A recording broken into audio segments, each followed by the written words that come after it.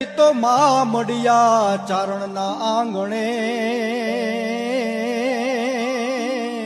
એ દેવીયું 10 વર્ષની થાય એ દેવીયું 10 રે વર્ષની થાય। સારણ, હા, તું ભણ તો સારા સમાચાર આપણા લાગતા વળગતા સગા કુટુંબને દઈએ। મોડી વાત થોડા ગળા હેઠી ઉતરી।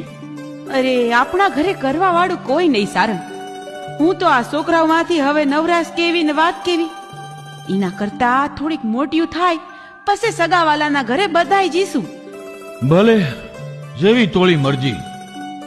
એ તોળે સપનામાં આવ્યું એ જ સાથે છે ને? હા હા હો, એ જ છે।